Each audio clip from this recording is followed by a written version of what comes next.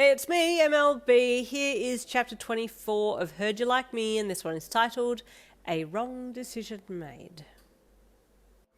Momo could feel something was different, but she wasn't quite sure what it was. Half of it was trying to work out her own feelings towards you and trying to separate those feelings from what she felt was going on with you. You appeared to be happy, but you hadn't called her any cute names yet, and that was throwing her a little. "Sleep well, Yin," she said softly to you, and you let out a contented sigh and smiled with your eyes closed. "You too, Momo," you whispered. Her heart clenched.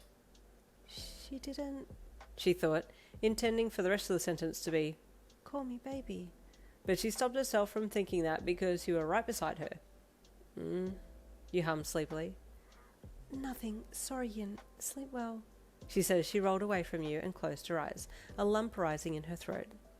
Within a second you were out like a light, lightly snoring beside her, and she gently rolled over to look at your sleeping form. "If I've made the right choice, why do I feel so sad?" she asked herself. "Yin appears to be okay, but is she actually upset? I would hate for it to be because of me, but I don't know if I'm wanting to enter into a relationship." Her cheeks burned hot, and she placed her hands on them to try and cool them down. "Oh my heart just isn't ready for that," she thought. "But I do like being close to Yin. Oh, what do I do?" She rolled the other way again and tried to sleep, but sleep came in fits, and by the time morning came she was feeling rather ragged herself. Her alarm went off, and she sat up groggily and looked around the room. "Oh," she thought when she saw you sleeping beside her, remembering what had happened last night.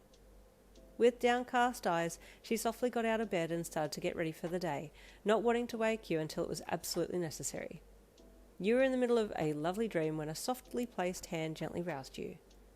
"Yin?" Momo's soft voice called to you. "She's not here," you mumbled. "Yin, it's time to get up," she said gently, still trying to rouse you. "She died, but here's her new number. It starts with 666. You mumbled again, rolling over and slowly opening an eye. "Oh, hey. I thought I was in hell, but there's an angel here." You croaked with a smile, but then you remembered that you were low-key seeing Jirou and probably shouldn't be making such comments to Momo anymore, so cleared your throat and sat up. Thanks, I'm awake," you said with a smile. "Are you okay?" Momo asked with concern. "I think so," you replied. "Are we talking quirk or in general?" "Both," she said. Okay, on both fronts. Still hella tired, but that's to be expected. But I know I got more sleep than last night, that's for sure," you said as you got out of bed, and Momo stepped back. "What about you? You sleep well?" you asked her as you put some temporary clothes on in preparation to head over to the school grounds to change. "Okay, I slept okay," Momo said with a little forced smile. "Okay," you replied, noting that Momo was keeping her thoughts to a bare minimum today. Having had 6 hours of sleep that night, your quirk wasn't completely off the charts, but you were still quite tired from yesterday's surviving on 20 minutes of sleep, so it was going to be another fun day for you, trying to deal with so much noise around you. "Okay, ready to go?" you asked once you had finished a shortened version of your morning routine. "It's about time for our debut." "Oh, yes, ready," Momo said, and with that you grabbed your bags and headed over to the school grounds together. Momo kept watching you, but your mind was now on seeing Jirou, and you kept looking around you as you were walking, hoping to catch sight of her and invite her to walk with you and Momo. "Is everything okay?" Momo asked, noticing that you were glancing back over your shoulder every 5 seconds, and had done it about 5 times since leaving Heights Alliance. "Oh, yeah, peachy, never better," you said, looking back around again. Momo looked back too, but didn't see anyone, and looked at you again. "Okay," she said, falling silent beside you and focusing on walking to the school grounds. Once inside, you both headed to the girls' change room and could hear voices ahead, but you also caught the inner thoughts flying around in there before you entered and heard Jirou thinking about when you would arrive. "Hey!" you said as you suddenly slid through the door, almost knocking Momo over in your attempt to get in. "Heard you call my name?" you joked cheekily to Jirou, who was a little surprised to see you so quickly after thinking about you. "Oh, yeah, it's like I summoned you," Jirou joked. "Well, always arrive for pretty summoners," you flirted, putting your bag down on the rack beside where she was standing. Eureka greeted Momo as the taller Ravenette walked over and put her bag in her locker, and then they both started to change, but Eureka noticed that all of Momo's attention appeared to be on you and Jirou, and she asked Momo about it. "Is everything okay?" she asked softly, when she could see that Momo was heavily distracted. Momo looked at her. "You seem distracted this morning," Eureka asked. "Oh," Momo said, pulling her hero costume on. "Sorry, I didn't have the best sleep last night. I must be tired."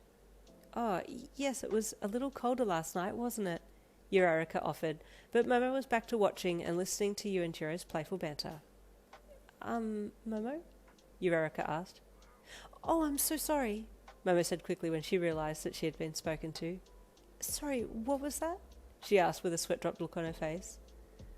"Oh, it's okay," Eureka said with a slightly sad smile. "Poor Momo. Something's definitely wrong," she thought. You had stopped teasing Jirou for a bit and was putting your shoes on when you heard Eureka's inner thoughts, and you slowed your tying of your shoelaces a fraction. "I know I haven't exactly done things the right way here," you thought, putting that one leg down and then lifting your other to tie that shoelace. "But if Momo doesn't like me back, then that's fine. There shouldn't be an issue if I'm with Jirou now, right?" You glanced over at Eureka and Momo and noted that Momo was already looking at you, so you looked away and so did she, blushing with embarrassment when she realised that she had been caught, but she kept her thoughts quiet lest you hear her berating herself for looking in your direction. Once you were all changed and ready, you all headed out the door as a group and headed off down the road to where you would meet the hero. Another day, another dollar, or so to speak, and today was just another routine walk around to make sure everyone was okay and behaving. "Okay," the hero said when he got to a smaller gated community that had a lot of townhouses in it. "We do want to go in here and look around a bit in case there's anyone doing anything they shouldn't." "Wow, this guy has a way with words, doesn't he?" You joked dryly to Jirou, who snorted and replied back in her mind. "Amazing choice of words," she joked, which made you smile. "But we need to break up in smaller groups, as it will be more time effective," he added. "So Yin and Jirou, you two take the far end, Mina and Momo, you two take the other end, and I'll check through the middle," he said. Hey, you said brightly. "Let's go, partner." You turned to Jirou and put your arm out for her to sling her arm over it, and she did so. Off you two went, with no one being suspicious that you two are now dating. "Did you, like my sneaky way to hold your hand?" you asked Jirou with a smirk once you were away from the others. "Very tricky," she replied cheekily with a grin. "I keep all my best tricks for you, baby," you replied, and she blushed and squeezed your arm with hers. Meanwhile, Momo and Mina were about to head off in a different direction, but Momo's eyes couldn't stop straying to wherever you were, watching you and silently fretting about her decision. "Hey," Mina asked when she saw Momo spacing out a little. "You coming?" "Oh, I'm so sorry, Mina," Momo said sadly as she followed the pink hat. "I appear to be all over the place today. I don't know what's wrong with me." I bet I know what's happened," Mina thought, "but I need to ask Yin about it." Mina is thriving on this book. There is so much tea. Stay tuned for next week. More Heard You Like Me Come. And then tomorrow is the next chapter of the Sarah book, so I'll see you for then if you're staying on for him.